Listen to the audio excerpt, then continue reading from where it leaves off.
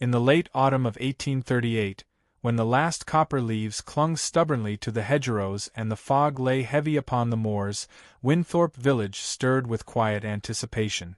Market women whispered behind gloved hands, young men paused in their work, and even elderly pensioners turned their faces toward the road leading to the manor, as though expecting a carriage that had not yet appeared. For months, the villagers had watched an unusual parade of hired caregivers trudge toward the great estate with resolute expressions, only to witness them depart shortly after with pale faces and trembling hands. The spectacle had become a grim rhythm to local life, each departure confirming the unsettling rumors surrounding the reclusive master of Wynthorpe Manor. They said he lived imprisoned in a wheelchair, haunted equally by pain and pride, a man whose temper could freeze the marrow of even the most seasoned attendants. Though no one dared speak ill of their noble benefactor openly, the truth hung in the air like an unspoken curse. No caregiver could last a week under his roof. Eleanor Hartley heard these murmurs the way one hears distant thunder, present, ominous, but not yet deserving of fear. She sat in the modest kitchen of her rented room behind the cooper's shop, warming her hands over a kettle that steamed more bravely than it boiled. Opposite her, Mrs. Finch, her landlady, clucked disapprovingly over a broadsheet advertisement. It was crisp and boldly inked, promising generous wages for an experienced caregiver willing to tend the needs of the wounded Count of Wynthorpe. Eleanor listened in polite silence as Mrs. Finch recounted every tale that had passed through the village, the Count's cold demeanor, his impossible expectations, his sharp dismissal of anyone who dared express pity. Yet Eleanor felt only the slow tightening in her chest that came whenever she thought of her young son, Henry, sleeping in the next room, unaware of the grinding financial desperation that threatened their fragile stability. Grief had taught her endurance, and necessity had taught her courage. She accepted the posting not with bravado, but with a quiet resolve rooted in love for the child who depended entirely upon her. The journey to Wynthorpe Manor the next morning unfolded beneath a sky the color of tarnished silver. Eleanor walked the long path alone, her shoes dampened by dew, her thoughts steady and unflinching. She had seen suffering before. Her late husband's illness had introduced her to the cruel intimacy of pain, and she refused to be unnerved by rumors. When the manor finally emerged through the mist, its vast stone facade shadowed by creeping ivy, she felt an unexpected calm settle upon her. The structure was imposing, yes, but its many windows suggested a place starved more for warmth than for order. A footman met her at the door with the weary professionalism of someone who had repeated the same welcome too many times, his eyes flickering briefly with sympathy before he led her through corridors filled with quiet echoes. She noticed the staff move as though under an invisible weight, performing their tasks with practiced silence, and she wondered how long the household had lived without laughter. Upon reaching the upper corridor, the footman paused before an intricately carved door and murmured that the Count awaited her. His statement held the tone of a warning rather than an introduction. Eleanor smoothed the front of her simple gray gown, inhaled a steady breath, and entered without hesitation. The room greeted her with the faint smell of old books, cooling fireplace embers, and the crisp sterility of medical instruments. At its center sat Lord Alastair Wynthorpe, his tall frame arranged stiffly in a wheeled chair, his back impossibly straight despite the injury that anchored him there. He did not turn toward her, though he had undoubtedly heard her arrival. His gaze remained fixed upon the frost-laced window, as if daring the world outside to move without his consent. Eleanor took in the angular line of his jaw, the faint pallor of long confinement, and the subtle tremor in his right hand. She recognized not only the physical cost of pain but the deeper scars carved by isolation. "My lord," she began, her tone respectful but free of tremor, "I am Eleanor Hartley. I have come in response to your household's request." His reply came swiftly, delivered with the clipped precision of a man accustomed to command. "Then speak plainly, Mrs. Hartley. I have no patience for pleasantries, nor for individuals who flinch at honest labor." The words were sharp, but she noted the strain behind them, a tension born not of cruelty but of exhaustion. Instead of retreating, she stepped nearer, allowing the crackling firelight to cast a gentle glow across her features. "I assure you, my lord, I am capable of plain speech," she answered calmly. "And I am not inclined to flinch." The silence that followed held the weight of an unspoken test. At last, the Count turned his head, his dark eyes lifting to meet hers. The moment struck her with unexpected force. The depth of his gaze was not coldness but a storm held tightly at bay. He studied her with the scrutiny of a man who had been disappointed too many times, yet something subtle shifted in his expression. Perhaps it was the unyielding steadiness of her posture or the absence of pity in her eyes. Whatever it was, it stilled him. For the first time since she entered the room, his voice softened, though the change was nearly imperceptible. "You understand the nature of the work?" he asked. Eleanor inclined her head. "I do. I cared for my late husband during his illness. I am familiar with physical dependence and the pride it wounds." Alastair's fingers tightened slightly upon the armrest, betraying the quiet blow her words delivered, not an insult, but a truth he had long resisted accepting. He looked away briefly, as though the honesty unsettled him, then returned his gaze to her with renewed intensity. Their conversation continued with measured deliberation. He outlined his needs with clinical detachment, speaking of his therapy regimen, his physical limitations, and the tasks previous caregivers had found insurmountable. Eleanor listened attentively, interrupting only with thoughtful questions that demonstrated both competence and empathy. She sensed that he was watching her reactions closely, searching for any flicker of discomfort, yet she offered none. The more he spoke, the clearer it became that his brusqueness masked a deep longing for dignity, a longing she understood intimately. By the time he finished, the rigidity of his expression had eased by a fraction, though his voice remained guarded. "I ask only that you treat me as a man, not a burden," he said quietly, almost as though confessing something forbidden. Eleanor met his gaze with unwavering sincerity. "Then that is how I shall treat you," she promised. The words hung in the warm light between them, simple yet potent. Something in his posture shifted, a faint release of tension, as though a locked door had opened by the slightest degree. The footman who had escorted her earlier reappeared discreetly in the doorway, awaiting instructions. Instead of dismissing her as he had so many before, the Count nodded once with decisive finality. "Very well, Mrs. Hartley. You may begin tomorrow."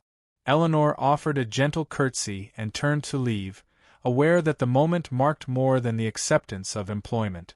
It was the beginning of something neither of them yet understood. As she stepped into the dim corridor, she sensed the manor breathe differently, as though the walls themselves recognized a shift in the long-held stillness. Behind her, Lord Alastair remained by the window, his gaze lingering on the place where she had stood. He did not smile, his scars ran too deep for that, but a flicker of wonder crossed his features, swift and barely visible.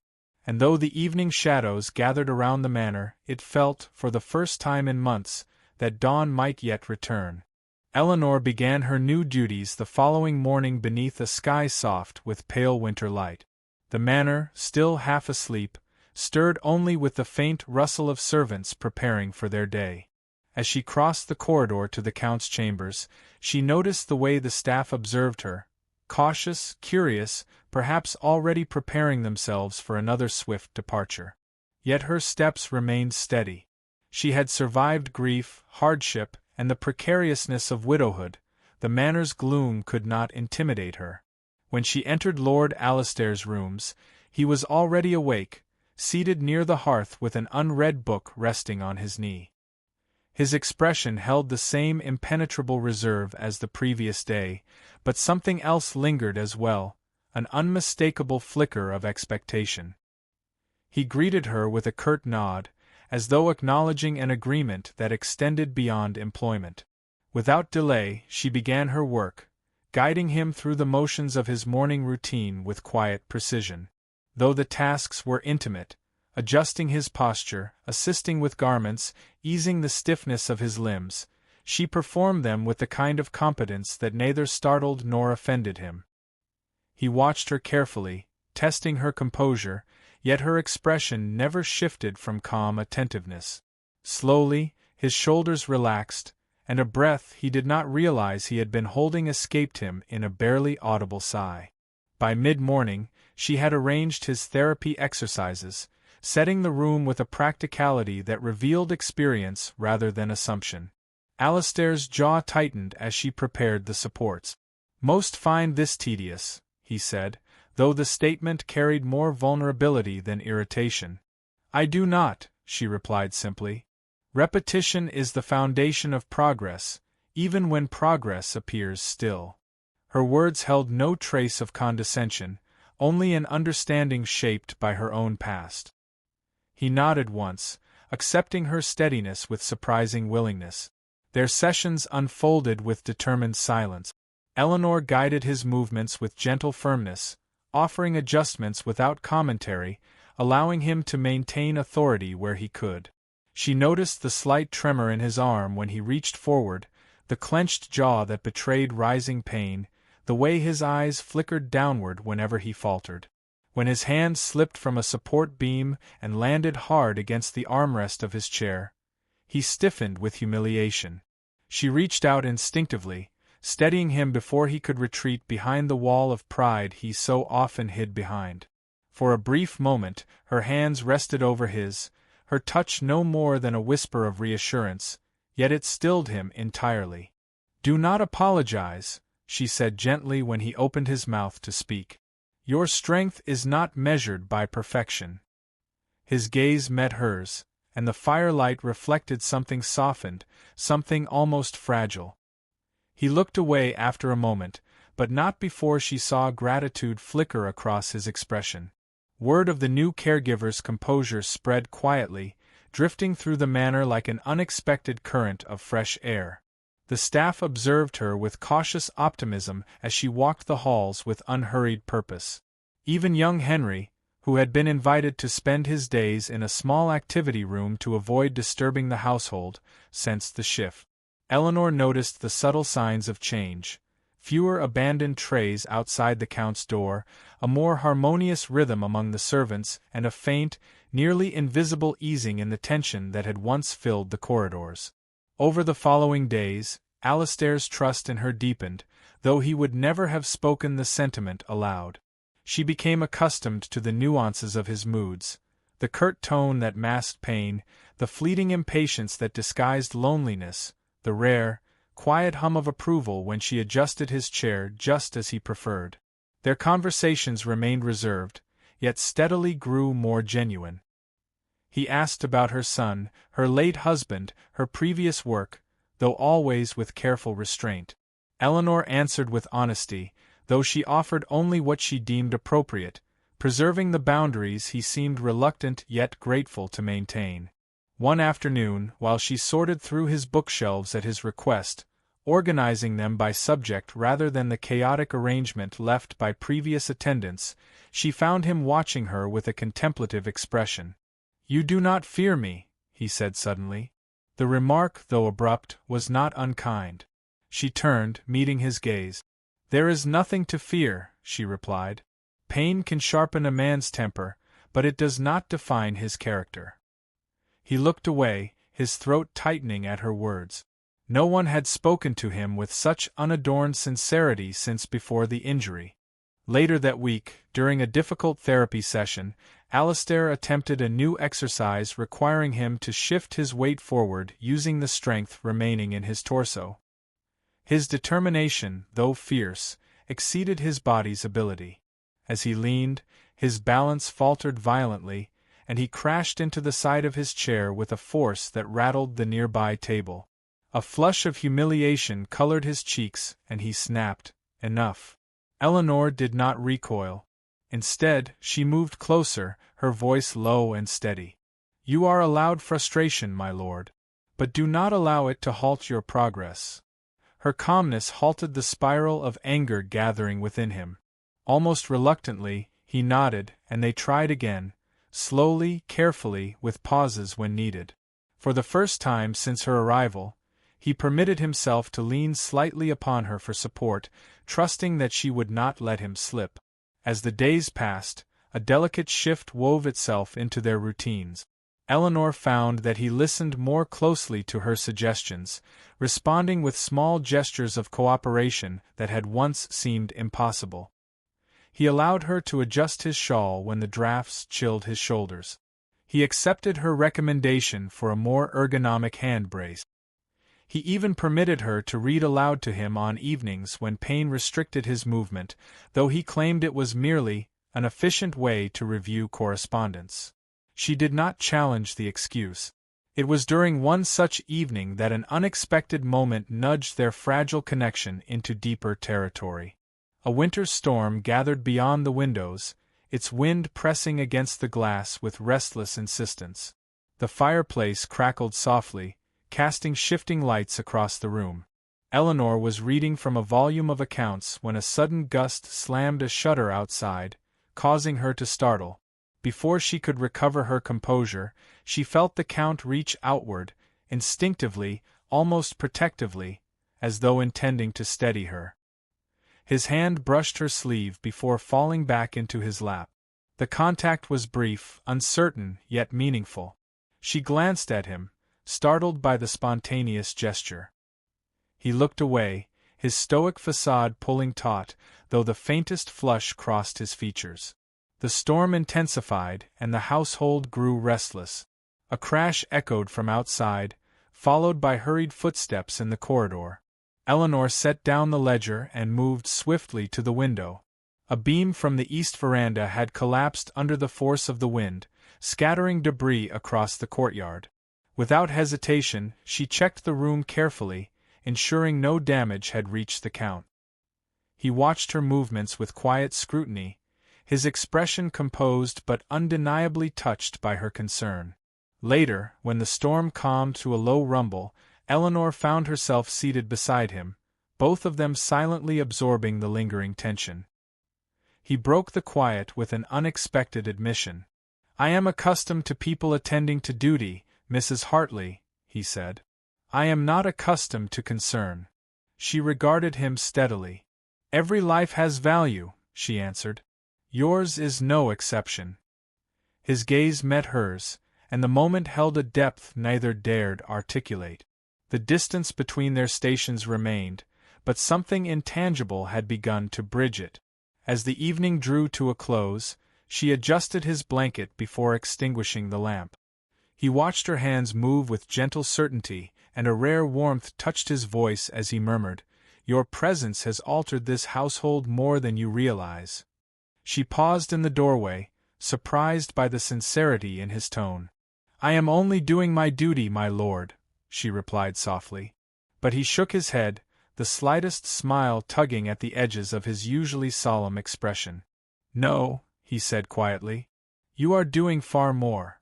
When Eleanor stepped into the corridor, she felt a new, unspoken current weaving between them, neither friendship nor affection fully, but something that promised to deepen with time. And though the manor remained shrouded in winter's chill, its lonely halls felt a shade warmer for reasons neither dared yet name. Rumors were a common currency in the villages surrounding Wynthorpe, but seldom did they strike with the malice that accompanied this particular storm. It began with a magistrate, an officious man who had always resented the Count's quiet authority. When he heard whispers of the widow who now walked the halls of Wynthorpe, tutoring the young heir and sharing private dinners with the master of the estate, he seized the opportunity to wound a man already weakened in body. His accusations clawed their way through parlors and taverns alike, that Eleanor Whitcomb was an opportunist, a social climber, a woman who saw a broken nobleman as a rung on a ladder back into comfort. He spoke loudly, ensuring the right or wrong ears heard him. Soon Eleanor's name became a stain in conversations where it had once carried only sympathy. When news reached Alistair, he reacted not with the cool detachment he usually practiced but with a fury so sharp his attendants fell silent. He demanded the magistrate's name be struck from Wynthorpe's patron roster and forbade him entry to any future event on the estate. But his anger was not fueled by his own humiliation, it was for Eleanor, whose dignity he considered as essential as the legacy of his house. His hands shook as he reviewed the reports, a tremor born not of pain but of outrage. The accusation that she was using him, he, who had relied on her kindness far more than she on his patronage, made something hot and unfamiliar flare in his chest. That evening, when Eleanor stepped into his study, she carried an envelope. Her knuckles were white around the paper. He recognized resignation before she even spoke. She began with an apology, one that trembled with effort, insisting her presence endangered his standing, that she had never meant to become a source of controversy. Her voice broke as she pleaded to be allowed to leave before the rumors grew larger, before they took Henry down with them. She believed offering him distance was the only way to preserve everything he had left. Alistair interrupted her with a firmness she had never heard from him. "Do not leave me to a world that does not know your worth." The rawness of his tone startled them both. He took the letter from her hand and set it on the table without opening it. He told her that the past months, her warmth, her counsel, her gentle resilience, had restored something inside him he had once believed permanently lost. His injury had stolen his will to live fully, to hope, to imagine a future not shaped by limitation. But she had brought light into the dim corners of Wynthorpe and made him believe he could still be a man of purpose. Eleanor trembled, her eyes shimmering, because she had carried her own confession like a secret weight. She admitted that she feared the gulf between their stations, feared how easily society could tear apart what they were building. Yet the greater fear, the one that threatened to crack her voice, was losing him. She confessed that she found solace in his steadiness, strength in his vulnerability, and joy in moments she never expected to feel again. Standing before him, she realized that the judgment of strangers mattered far less than the bond between them. Motivated by the truth they had finally dared to share, Alistair insisted on attending his next therapy session with a determination that surprised even his physician. He told them he wanted to attempt something he had not tried in months, not for pride, but because he felt a future worth striving for. Eleanor stood at his side as the physician guided him. Alistair braced his hands against the parallel bars, jaw tight, breath controlled, and then with a grunt of effort, he pushed upward. His legs shuddered under his weight, the ache sharpening, but Eleanor's hand steadied his back. For a fleeting heartbeat, he stood, upright, trembling, triumphant. The moment felt suspended, as though the world itself paused to witness it. Eleanor's breath hitched as his forehead leaned toward hers, brushing lightly, intimately. He whispered, "You make me feel like the man I once was." The confession hovered between them, fragile and powerful. She cupped his face, eyes burning with emotion, and whispered his name like a promise. Emboldened, Alistair resolved to end the scandal before it devoured her reputation further. With Eleanor's tentative blessing, he announced a winter gathering at Wynthorpe, the first time he would receive the public since his accident. Invitations spread through the county like wildfire, curiosity drawing nobles who had once written him off as a recluse. When the evening arrived, lanterns warmed the frost outside the manor, and guests arrived wrapped in their finest winter attire, whispering speculation behind gloved hands. Inside the ballroom, Alistair entered with regal composure. Though seated in his chair, he held himself with quiet command. Conversations faltered as all eyes shifted toward him. Beside him stood Eleanor, serene yet tense, her hands clasped to mask her nerves. When he introduced her, not as a governess or companion, but as the woman whose courage restored my household, gasps rippled across the room. Some were scandalized, others were astonished, but none could deny the sincerity in his voice as he spoke her name with honor. Eleanor felt the weight of countless eyes, but under Alistair's steady presence, shame evaporated. For once, she felt seen not as a widow scraping her way through respectable survival, but as a woman valued beyond measure. Henry watched from the stairwell with pride unfamiliar to his young heart, as though witnessing the world shift into alignment. Later, seeking fresh air, Eleanor stepped onto the frost-lit terrace, her breath forming clouds in the winter stillness. Alastair joined her, wheeling himself beside her until the glow of party lanterns softened behind them. He took her hand, his touch hesitant but certain.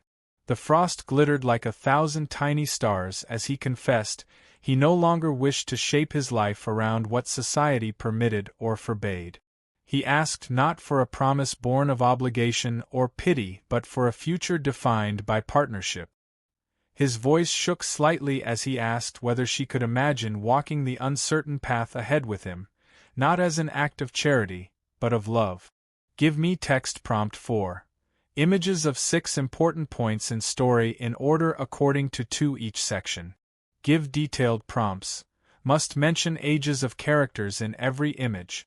Write text prompt of this picture and ignore text. Also change her clothes color.